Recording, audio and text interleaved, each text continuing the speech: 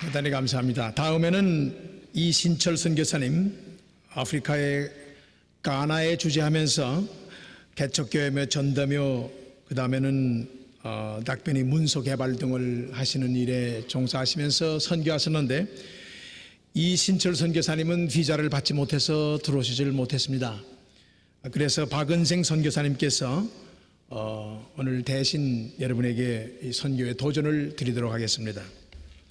그 다음에 이어서 소말리아에 주재해 계시면서 난민들과 지역 개발과 여성 기술 훈련을 담당해서 선교에 종사하고 계신 조성덕 선교사님 이어서 나와서 말씀해 주시겠습니다. 시간을 많이 드리지 못하는 것 참 죄송스럽게 생각합니다.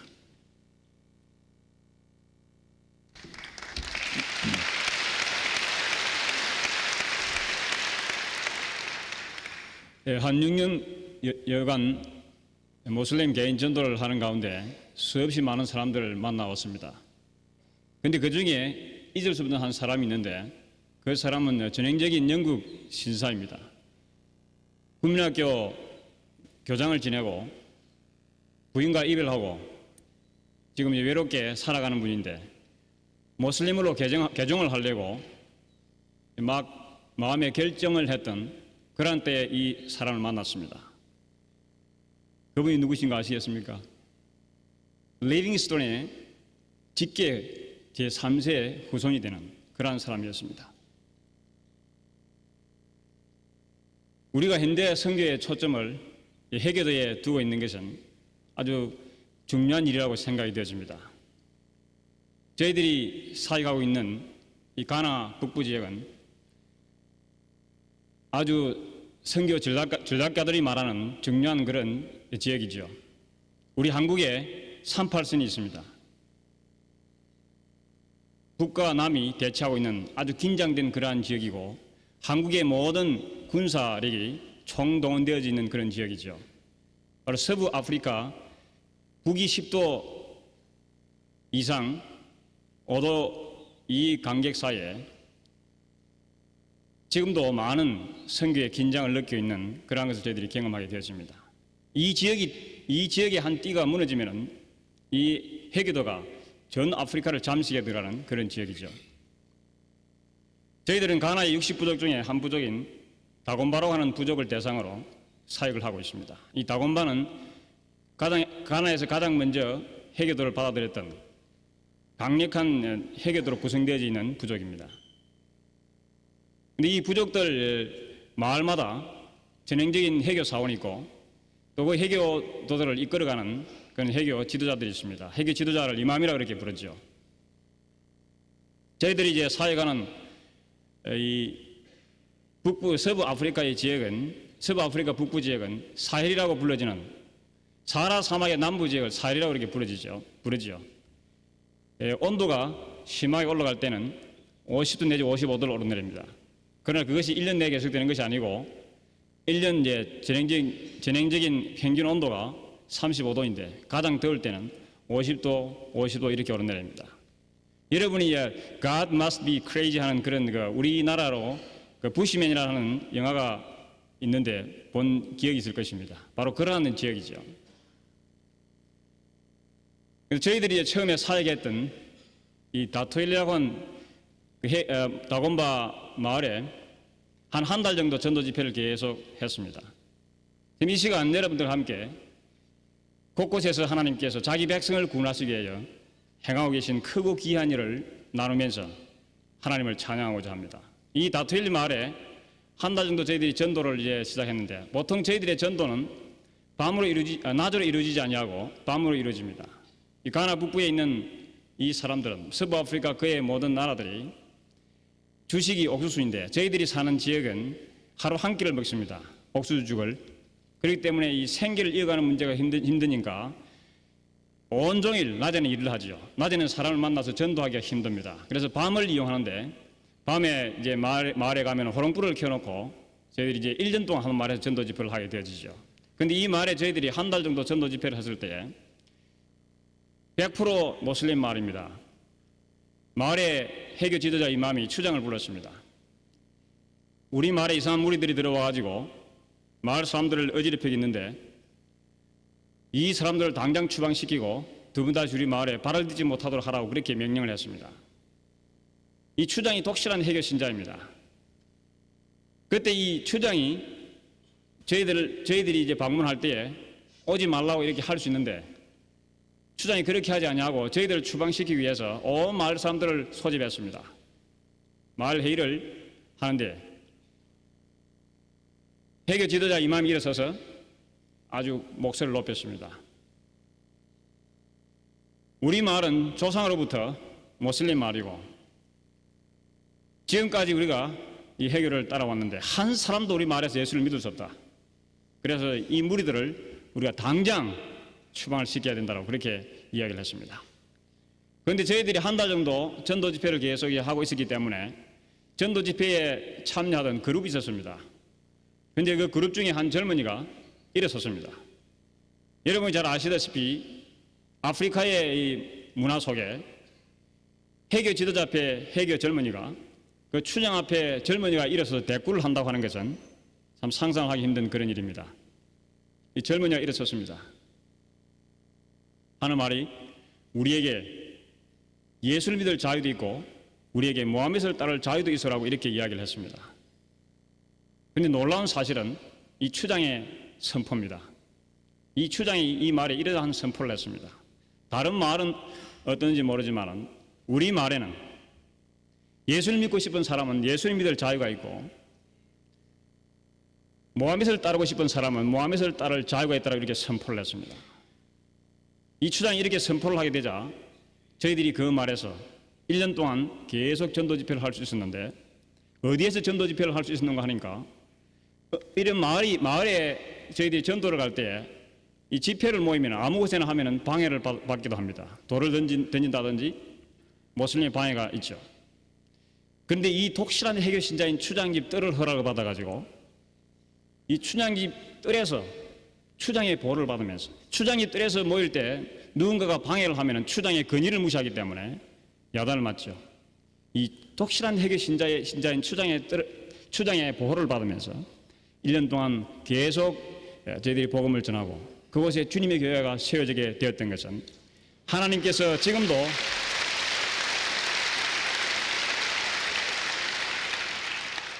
박수를 치면은 듣고 싶은 이야기만 못 듣습니다. 저는 신학교 교수도 아니고 그냥 모슬림 한 사람 한 사람을 만나서 전도는 전도자에게 이야기가 상당히 있어요. 주님의 교회를 이기에 주님의 교회가 세워지게 된 것은 바로 하나님께서 지금도 자기 백성을 구원하기 위해서 행하고 계시는 크고 귀한 일이 아닐 수가 없습니다. 제가 여러분에게 이 시간 여러분이 어떻게 구체적으로 기도하는지 기도의 부탁을 드리면서 마치려고 합니다. 짧은 15분에 이야기를 다 들을 수 없고 웨스트 아프리카의 그 지역은 선교사들이 지금도 긴장하는 하나의 질병이 있습니다. 말라리아라고 하는 질병인데 웨스트 아프리카 사회 가는 선교사들은 매일 과자 먹듯이 말라리아 약을 복용하면서 예방약을 먹으면서 생존해야 되는 그런 곳입니다. 1년 동안 매일 5년이면 5년, 10년이면 10년 매일 예방약을 먹고 또 일주일에 한 번씩 예방약을 먹는 것이 있습니다. 2종류를 먹죠. 예방약을 먹지 않으면은 참 힘든 그런 곳이죠. 이 말라리아라고 하는 것은 목이 옮기는 질병인데 걸렸다고 하면은 예방약을 먹을 때는 쉽게 감기 몸살처럼 지나가기도 합니다. 그러나 예방약을 먹어도 심각한 말라리아, 치명적인 말라리아가 걸리면 생명을 앗아가죠. 제가 1월 7일 날 올해 1월 7일이었습니다. 말라리아로 쓰러지게 되었는데 쉽게 걸린 말라리아가 아니었죠. 그 선교사들은 말라리아가 걸리면 일방적으로 어떻게 치료하는지 오리엔테이션 과정을 통해서 배워두고 있습니다.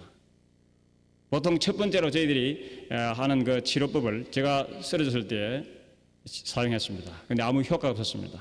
그런데 첫 번째 치료법을 사용하면 95% 이상의 회복을 해가지고 일주일 만에 일어서서 또 사역을 할 수 있죠. 두 번째 치료법을 사용했습니다. 그런데 말라리아가 걸리면 40도로 내리고 밥을 먹지 못하고 잠을 자지 못합니다. 두 번째 치료법을 또 했는데도 아무 효과가 없었습니다. 두 번째 치료법을 할 때쯤 되니까 이제 사람이 이제 먹지 못하니까, 잠을 자지 못하니까 굉장히 약해집니다. 차를 탈 수도 없고 군용 비행기도 탈 수가 없습니다. 두 번째 치료법이 효과가 없었을 때에 저와 아내가 동시에 느꼈던 것은 고국에서 기도의 지원이 끊어졌다고 하는 느낌이었습니다. 그때 저 아내에게 이런 이야기를 했습니다. 기도의 지원이 끊어졌다고 느꼈을 때에 생명의 위협감을 느꼈습니다. 그 아내에게 제가 내가 죽으면은 다투일 예배당 옆에 나를 묻어다오. 죽는 문제를 두고 이야기를 하고 내가 죽으면 어디에 묻히느냐 하는 문제도 심각하게 이야기했던 그런 일이 있었습니다. 그때 제가 소속되어 있는 국제선교 SIM 아크라 본부에 있는 선교부에서 후송 명령을 내렸습니다.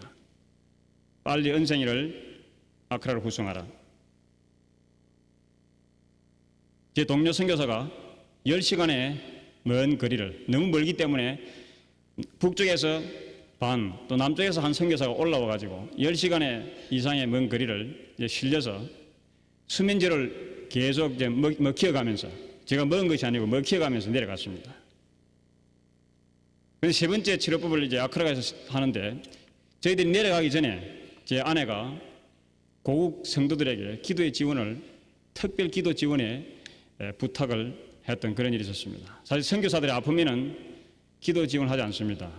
고국에 계신 분들, 또 여러분들도 감기 몸살로 아프시기도 하시고, 또 교육자들이 어려운 가운데서 열심히 사역하시다가 쓰러지시기도 하시죠.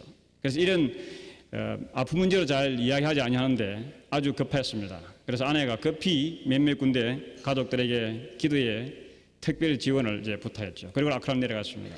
근데 세 번째 치료법을 사용하는데 치료 효과가 있어야 될 그때 효과가 없었습니다. 제 동료 선교사들이 10여 년을 그곳에 있었던 선교사지만 이러한 것을 본 적이 거의 없었던 그런 상황이었습니다. 세 번째 치료법은 잘 알려지지 않았고 한 번도 저희 동료 선교사들이 사용하지 않았던 그런 치료법이었습니다. 약 15일 동안을 열이 계속 40도로 오르내리고 있었습니다. 그런데 마지막 세 번째 치료를 하는 그 주간에 바로 고국교회에서 기도의 지원을 부탁받고 기도를 하셨는데, 제가 직접 기도했던 분 이야기를 들으니까 저에게 하는 이야기가, 우리가 당신을 위해서 소나기 기도를 했습니다. 당신을 위해서 5천 명 이상의 기도의 부대가 동원됐을 것입니다라고 이야기를 했던 적이 있었습니다. 그런데 이제 그 주간에도 계속 효과가 없었을 때에 이제 다른 이제 싱가포르든지 이런 미국에 있는 SIM 본부에서 격려의 카드를 보내고 주위에서 많은 이제 분들이 기도에 지원을 하는 그런 연락들을 하곤 했습니다. 근데 그 주간 토요일이었습니다. 아침에도 여전히 체온계를 몸에 대니까 40도였습니다. 토요일, 그 토요일 오후였는데 계속 수시로 15일 동안을 이제 이 체온계를 점검할 때 그 온도가 너무나도 고열이 있기 때문에 이 온도 내려가는 것만 기다리고 있었죠. 체온 내려가는 것만. 그런데 그날 이제 오후에 체온계를 대보니까 온도가 37도로 떨어졌어요.